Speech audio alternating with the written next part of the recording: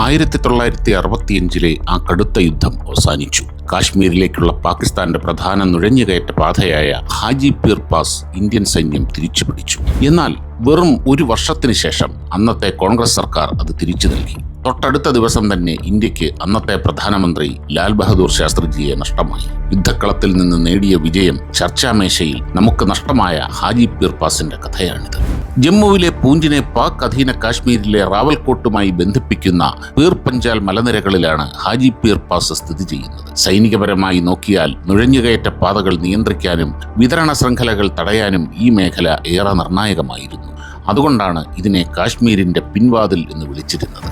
1965 Indo Pak യുദ്ധസമയത്ത് Pakistan operation Gibraltar ആരംഭിച്ചു. കാശ്മീരിലേക്ക് നുഴഞ്ഞുകയറി കലാപം സൃഷ്ടിച്ച് ഇന്ത്യയെ രാഷ്ട്രീയമായി തകർക്കുക എന്നതായിരുന്നു ഇതിന്റെ ലക്ഷ്യം. ഏകദേശം 35,000 നുഴഞ്ഞുകയറ്റക്കാരാണ് അതിർത്തി കടന്നെത്തിയത്. അവരുടെ പ്രധാന ആശയം ഹാജിപീർ പാസ് ആയിരുന്നു. പാകിസ്ഥാന്റെ ഈ പദ്ധതി മനസ്സിലാക്കിയ ഇന്ത്യൻ രഹസ്യാന്വേഷണ വിഭാഗം നുഴഞ്ഞുകയറ്റത്തിന്റെ ഉറവിടം തന്നെ തകർക്കാൻ തീരുമാനിച്ചു. ഹാജിപീർ പാസ് തിരിച്ചുപിടിച്ച് പാകിസ്ഥാന്റെ ശൃംഖല തകർക്കുക എന്നതായിരുന്നു ലക്ഷ്യം. 68 മൗണ്ടൻ ബ്രിഗേഡിനായിരുന്നു ഈ ദൗത്യത്തിന്റെ ചുമതല. 1965 ഓഗസ്റ്റ് 26 രാത്രിയിൽ ഇന്ത്യൻ സൈന്യത്തിലെ ഏറ്റവും കരുത്തരായ 1 പാര സ്പെഷ്യൽ യൂണിറ്റ് ഹാജിപീറിലേക്കുള്ള പടിഞ്ഞാറൻ കവാടമായ സാങ് റിഡ്ജിലേക്ക് നിശബ്ദമായി കയറ്റം ആരംഭിച്ചു. കൂരിരുട്ടിൽ യാതൊരു വാഹന സൗകര്യവുമില്ലാതെ ഭാരമേറിയ ആയുധങ്ങളുമായി 4000 അടി കുത്തനെയുള്ള മലനിരകളാണ് സൈനികർ കയറിയത്. ഓഗസ്റ്റ് 27 പ്രധാന മലനിരകൾ പിടിച്ചെടുക്കുകയും ഓഗസ്റ്റ് 28 രാവിലെ 10:30 ഇന്ത്യ ഹാജിപീർ പാസിൽ വിജയമുറപ്പിക്കുകയും ചെയ്തു.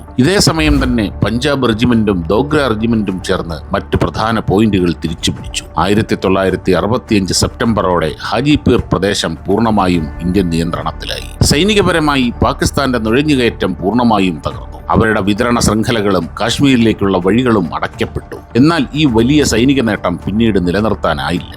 1966 ജനുവരി 10 ഇന്ത്യ പാകിസ്ഥാനുമായി താഷ്കന്റ് കരാറിൽ ഒപ്പുവെച്ചു. 1920 ചതുരശ്ര കിലോമീറ്റർ ഭൂമി ഇന്ത്യൻ നിയന്ത്രണത്തിലുണ്ടായിരുന്നിട്ടും ഇന്ത്യ ഹാജിപീർ പാസ് വിട്ടുകൊടുത്തു.